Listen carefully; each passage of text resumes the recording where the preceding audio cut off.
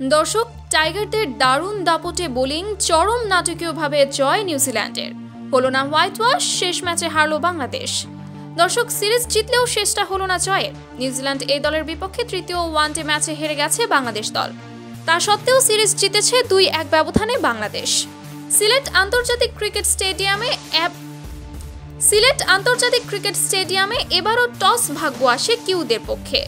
New Zealand এ দলের অধিনায়ক toss জিতে প্রথমে ফিল্ডিংয়ের সিদ্ধান্ত নেন।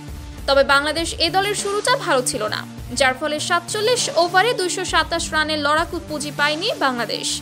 জবাব দিতে নেমে নিউজিল্যান্ডের 2 ওপেনার ভালো শুরু এনে দেন সফরকারী দলকে। নিউজিল্যান্ড প্রথম উইকেট হারায় দলীয় 77 রানে।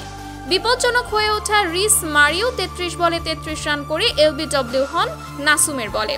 ডেল ফিলিপস 34, অধিনায়ক নিক কেলি 19, জো কার্টার 33, মো আব্বাস 19 রান করে ফিরলে কিউইরা চাপে পড়ে যায়।